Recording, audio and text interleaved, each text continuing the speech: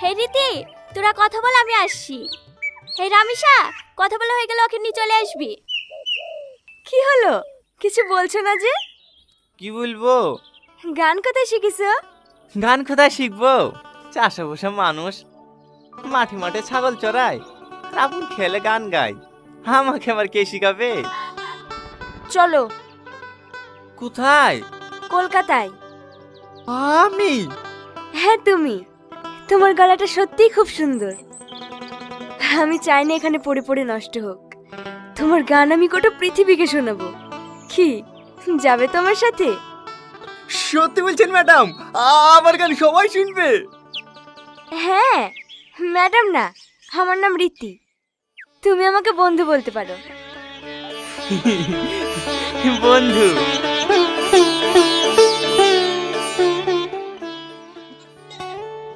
এই টনি, এদালে খেলে।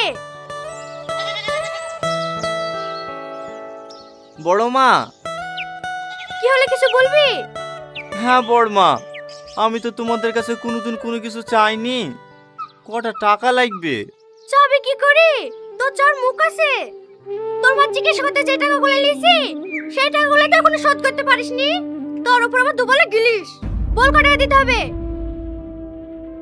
ওই 200 টাকা মতো দিলেই হবে।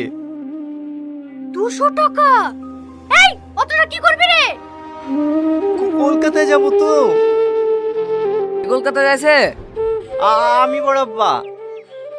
তুই আবার কলকাতায় কি করতে যাবি? ওই সামার চাচার মেয়ের বিতে একটা ম্যাডাম এসছে তো, ও আমাকে বলিছে কলকাতায় লিখে আমাকে দিয়ে গান গাওয়াবে। জানো বড় আব্বা, আমার গান নাকি সব টিভিতে মোবাইলে বাজবে। কেমন হয় চাঁদ ধরার স্বপ্ন। যা, ভাতটা কলকাতা গিয়ে খাস। এই, তুই কলকাতা যাবি তো তোর মা চিকিৎসা করার লেগে যে 40,000 টাকা লিছিলি, সেটা কে শোধ করবে রে? আবার তোর উপর ভরসা করে তো বলে ছাগল কেন? এই ছাগল কে চড়াবে রে? আমার বুড়ে গেছে বড় আব্বা, আমি আর ঘুরতে যাওয়ার কথা বুঝবো না। এই বীরকের মতন আমাকে ক্ষমা করে দাও। টাইম টাইম গিলতে পারছিস তো? 4 বাকি বেঁধে গেছে, 4 বাকি ঘুরতে যাবো।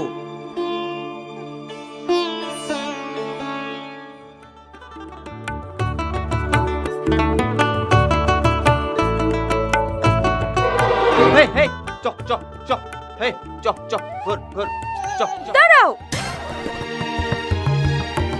আর দুদিন ধরে দেখছি তুমি আমাকে এড়িয়ে এড়িয়ে চলছো। যেখানে যাচ্ছ সেখান থেকে পালিয়ে যাচ্ছ। কি হয়েছে বলো তো?